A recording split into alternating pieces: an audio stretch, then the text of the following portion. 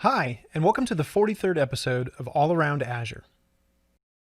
In this episode, we'll chat with our guest Mikolaj Sienkiewicz about how to kick off your career with custom vision.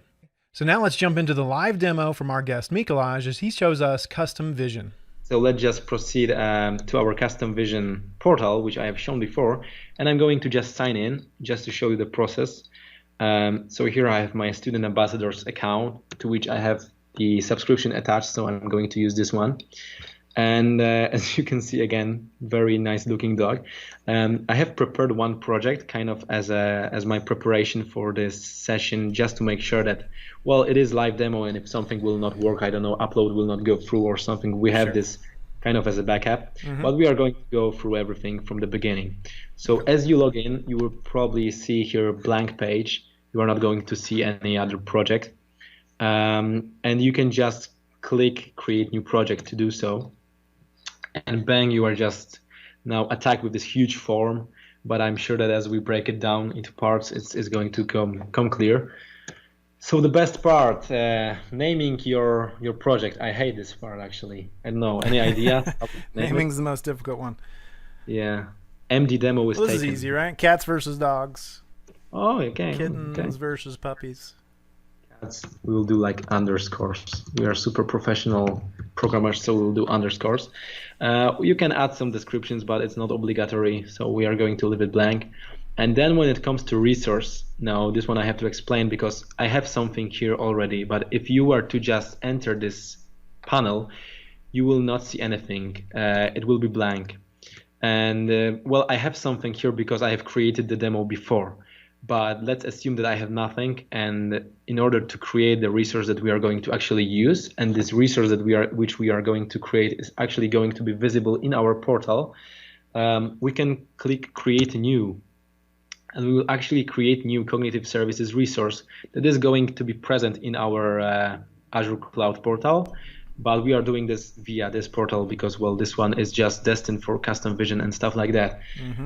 So then we are here again with the naming conversion. No, there are some. It's kind of trying to hint me some past things I have inputted, but nothing works for me. Actually, there is a lot of my name and surname I've been typing into different places. So yeah, let's go like maybe with your convention, cats versus dogs, but we will add resource.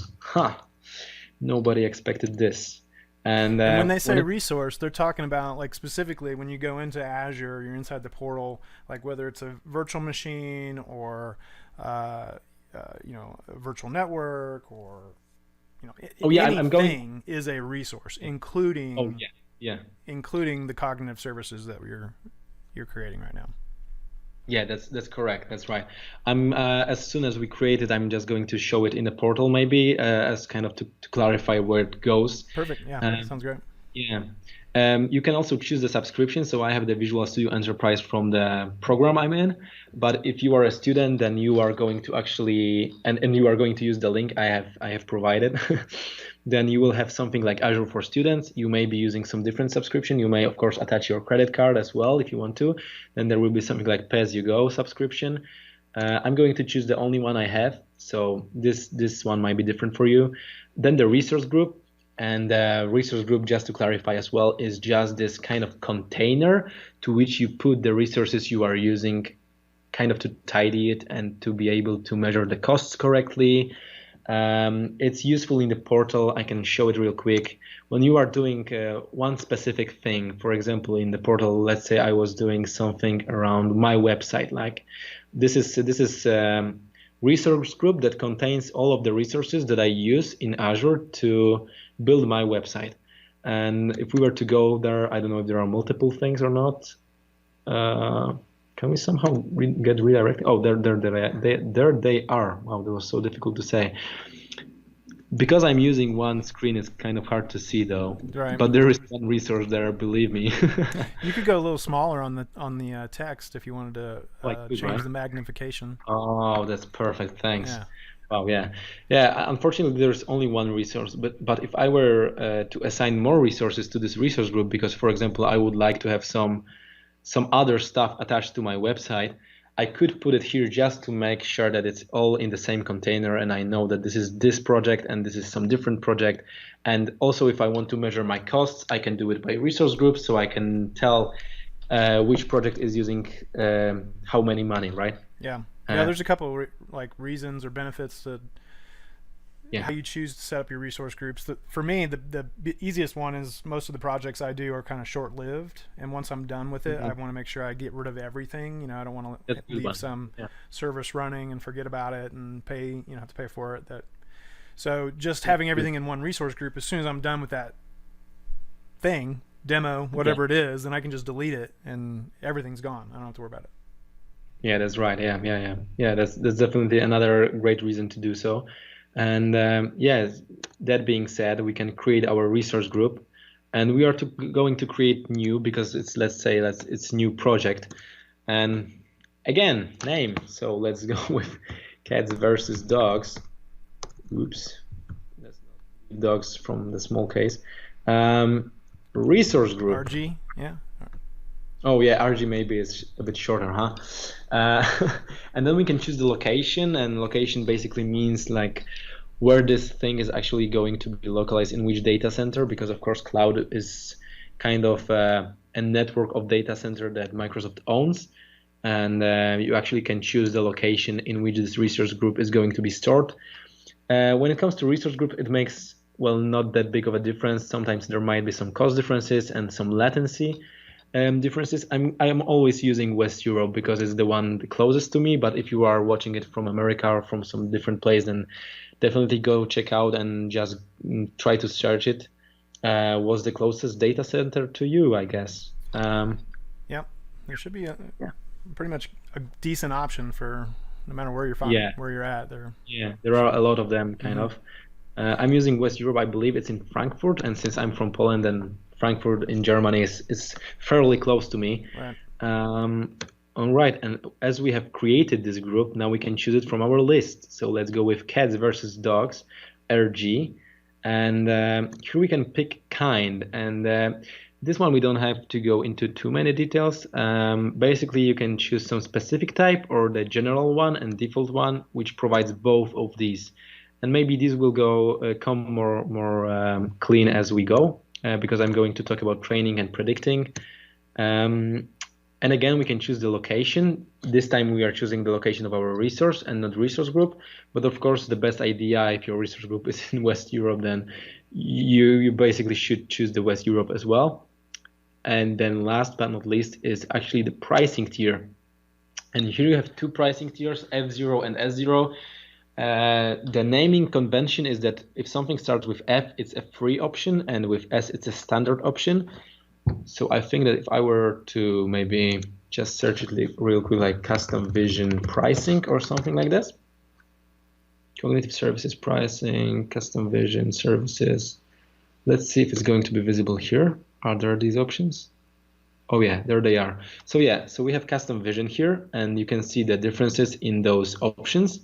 So if you are using the free options, you get 2 transactions per second, which I think is totally fine for everyone. You get those features, so you can have up to 2 projects, up to 1 hour training per month. This is a bit of an actual bottleneck maybe. And you also have 5,000 training images for free, and 10,000 predictions per month. Then is a bit low. And then standard, you can have 10 predictions per second, and of course much bigger number of projects of that type, and better basically better timing and more options, but it's you are not getting it for free, you are paying for it, right? And as you could have seen, I cannot use the free option. I have to go with the standard one. Sometimes it's caused because of the fact that I have used it already. I don't know if that's the case. And sometimes it's connected with location. Not in every location you can use the free option. Of course, data centers somewhat vary one from another, and the infrastructure. I believe this is my explanation. I don't know if it's correct, but so I basically have no choice, but still, as you said, it's not going to be too hard for me, and I'm going to go with the standard option. So let's just create this resource, and as we click it, it should actually create a resource in the cloud. But let's just finish maybe what we started, and I'm going to show. So yeah, so if you still remember, we were creating a new project which required us to create new resource, new cognitive resource in our cloud, which had to be placed in some resource group. So it was kind of this like thing in a thing in a thing. And now we are in the last form to fill out. We can choose our resource. This one was chosen before, and this one is that we have created right now. So we can choose cats versus dogs resource. And we are good to choose our project type. So we have talked already about classification and detection. This is what we have covered, so you probably know what the differences are already. And as I have described our problem that we are trying to solve, we can go with classification because we just want to feed the image and we just want to know, is it a cat or is it a dog? There are no multiple cats in the image, and we don't want to know there are specific locations or anything like that. There is also the multi-class and multi-label. I also mentioned the multi-label classification, so there are multiple tags per image. Again, this is not our case. We will have multiple classes, but there is only one class on the image. So there is always only cat or only dog on the image. And then you have something called domains. And if your problem kind of touches some specific domains, then you can pick this option if it works for you.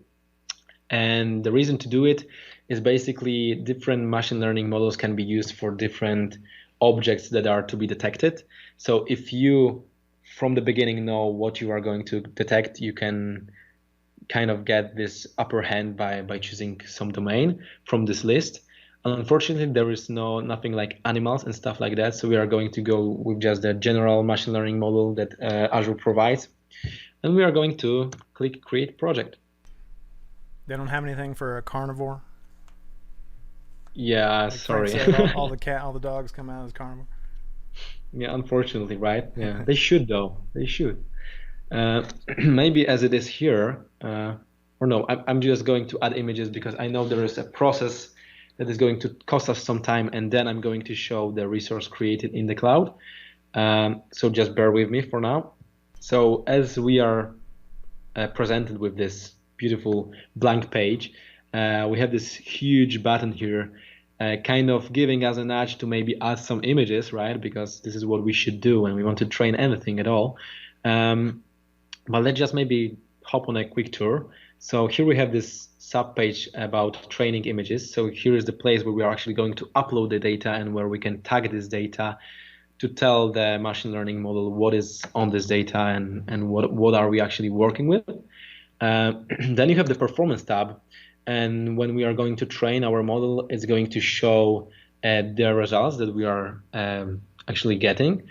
And you can use this kind of to mark which model is better or what data you can provide to actually get better results. We are going to go back to this pretty soon. And then predictions is the third subpage where you can actually provide some test images if you want when you have your model trained. Then you can predict it on some images that it hasn't seen before. And we are also going to do that. So let's just maybe start from the beginning. Also, I add one thing that I learned doing this type of stuff last year, as you're doing what you need to there. Don't let me stop you. But that, how you've split up your data set into just 50 images, it's always good to keep some out just so you can do that very thing and be able Definitely, to try it out with the predictions and give it something it's never seen before, but is a known, we know this is a dog. Yeah, definitely. You don't want to put all you have into one bucket because that's what's going to happen. You are going to end up with maybe good model, but you are actually not going to have any way to check it yourself. So if you have some data gathered, you definitely want to just leave some spare images on site, just for that purpose to test it out in the future. And also everything that I'm saying right now, if you are going to try it out on your own, I think there is this great feature. When you click on Get Started, it actually tells you everything step by step what you are ought to do, what we are doing right now actually. So we have created our project, and right now in order to get started we need to upload some images. So that's exactly what we are going to do. So I'm just going to click on this button, Add Images, And now we can actually choose those images that you have seen before. So Okay. as mentioned, I'm going to choose those only 50 images from entire dataset, and hope it's going to be enough. So I'm not going to pick one by one, so I'm just going to hit Control A Okay. to select all of the images and to click open it, kind of to upload it to the page. And here we have our images and asks us to add the tag. So basically telling the computer or our algorithm what it is that we can see. It also tells us that we can put a negative. And this is this additional feature, because when you are training your machine learning model, sometimes you are providing data where are cats and where are dogs, but there might be some similar objects or some different scenario on which there is neither. And you actually want to tell your machine learning model that there is nothing, none of them. It also kind of gives sometimes the boost to the precision and recall mark. Yeah. Cool. So we are of course going to tag it as cats. Okay. So these are cats. So we are going to add it and add the tag cat, and we are going to upload it. Hopefully it's not going to take ages. I think it's okay with the network. Yep. Nice. That was super fast. So yeah, so we already have those images visible here. We can see that they are under tagged. If we would go under untagged, we have nothing here because all of our images are actually tagged with a tag cat. We can also search by tags. Right now we have only one, so it makes kind of no sense, of course. But yeah, we could do so. And maybe let's just go with the flow and add more images. And this time let's add the dogs to kind of have more in the portal. So again, Control A, just selecting all of these images I have in this folder, clicking open, and it's asking me only to tag it. So we can write dog, and I can upload those images, and voila, they are in the page. Again, having all the dogs, and if we just scroll down a little bit, oh, we don't see anything else because I have it searched by the tag, as you can see. So if I check cats as well, now if I scroll down, we should see also the cats. Yeah, there they are. Okay. Okay, right. So we can check our progress bar. So we have uploaded images and we have tagged them. We done this simultaneously while we were uploading the images. We actually already tagged them. So there's nothing left to do rather than just train our project. And to do so, we obviously have to click this very bright green button, train. So let's do that. And it gives us two options. You can either quick training, which is quick training, or advanced training. And from my experience, when I usually try to maybe gather the data set and work with the data set, I always use the quick training kind of when I'm doing the work. And when I find some good data set and I'm kind of happy with the results, then I kind of polish it with an advanced training at the end. Yeah, I've actually never had to use the advanced training. It's always, I just do kind of smaller demos, but the quick training surprisingly does well. Like it usually is enough. Yeah, it's kind of, if you want to be like super sure that you have done everything you could, you can use the advanced training. You can pick your number of hours that you want to train for. Right. 1 hour being the minimum. So we are not going to do that because we don't have enough time. But you could, for example, train for 24 hours and then send an email notification after it's done. Cool. But also bear in mind that advanced training, since it's taking that long and it's using some computation units, it's of course then being charged. Whereas quick training, since it's that quick, I don't know if you are being charged at any point for quick training. Maybe if you are doing many quick trainings, you are.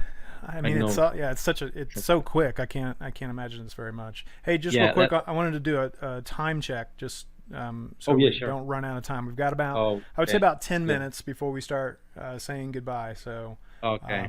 I think that should be enough time. But just wanted to remind you where we were. Yeah, we will probably just show the results and everything, and maybe we will just fit right in. So as our model is training, so I click train just to not lose the time because this process might take a little bit.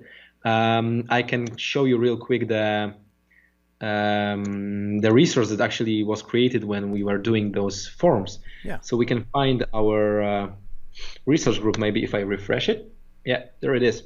So there's cats versus dogs resource group that we have created, and inside is actual resource and it's cats versus dog resource, and it's a cognitive services resource. And here you can see if you are being charged for it or not, and you can find stuff like how to get started with different cognitive services that we have seen in the portal. Actually, I can make it a little bit bigger this time. Yeah, you can see all the services that we went through actually today, some of them, and stuff like this. Let me see how it's going. It's still training. All right, it shouldn't take too long though. Maybe like 1 minute more. So yeah, here is our resource. And just have our fingers crossed right now, kind of. as we are waiting. Yeah, you gotta actually think we have covered all of it. Okay. I had some additional part prepared. I don't think we are going to have enough time, but maybe just to say, so if you want to test your model externally, not via Azure portal, but with some external tool, I highly recommend Postman. It's the last link, I promise, that you are going to see from me today.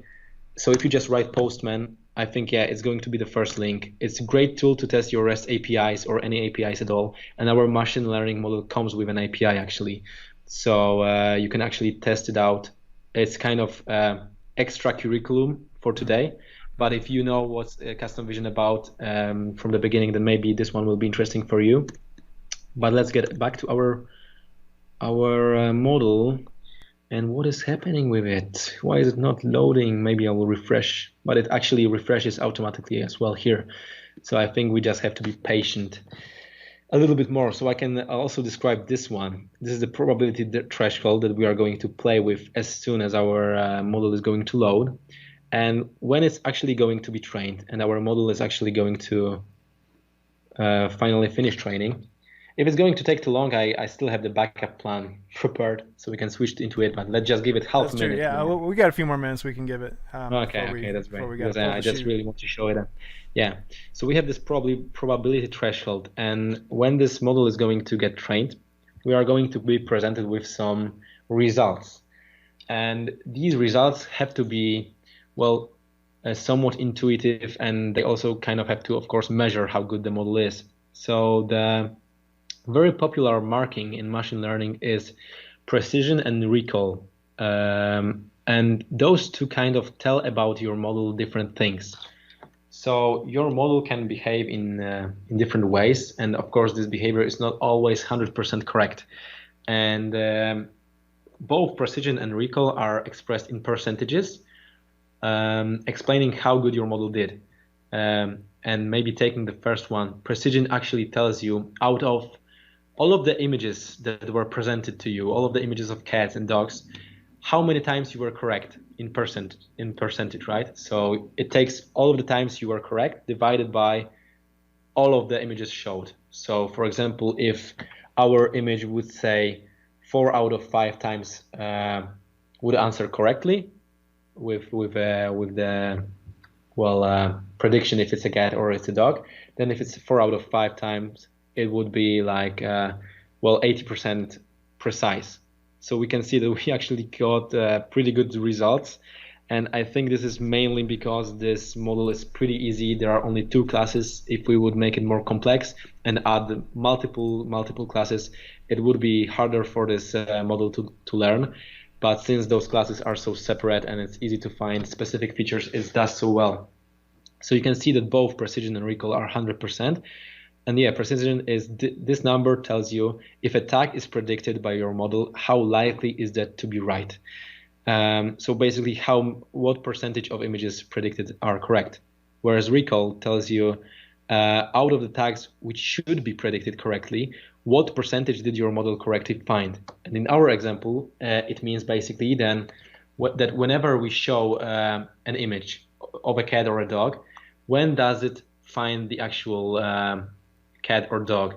Because it actually could be neither. We haven't used it here, but it could be neither. And if we were to, for example, increase this probability threshold to, let's say, 100%, our recall would actually drop.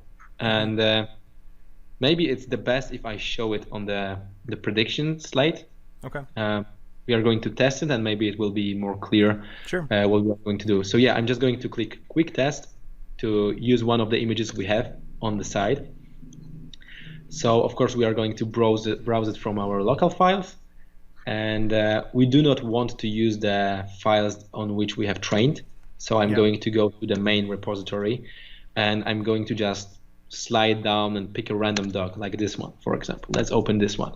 Perfect. All right. And it predicted, I don't know if you can see it. Oops, maybe I will try to, minimizing it. Makes sense. It predicted that it's a dog with 99.9% and cat with 0, which actually makes kind of no sense because it should sum up to 100%, but I think it's because of the rounding. Okay. So it's probably in total it's 100%, but because it rounds up to decimals and stuff like that, it actually shows 99.9. And this is what actually we can pick with the slider. So if I'm going to close it and I'm going to go back real quick to performance, where I was showing this probability threshold, our dog was predicted with 99.9%. So if we are going to go to 100%, the recall drops significantly because our model is still very certain, because, for example, at 93%, at 98 you can see it drops to 90. So there are some examples where it's not so certain that it tells above 98% that is a dog or cat. But when we go to 100%, it's almost like never that certain. Like it drops significantly. And maybe just for the end, for the real end, just to show the fact that when you actually use the prediction slate, and you feed your machine learning model with some test images, you can actually convert those test images into training images, making your machine learning model even better in the future. So I can, for example, take this image that I have tested and kind of check it and tag it as a dog and say that it is in fact a dog. And then if I save and close, it actually lands in my training images, and you can see that I have 51 dogs and 50 cats. So if the users are using your application, they are feeding some data, you can actually then browse this data and then tag it yourself, and you are basically gathering more and more data, and you can train another iterations to make your model better because you will have more data. Awesome. That's it's pretty impressive stuff. For no more pictures you're giving it. It took a minute there for it to go through it all, but but still it was like quick training, right? For advanced one we wait much longer. I think we don't have enough time for more. No, probably not. We got about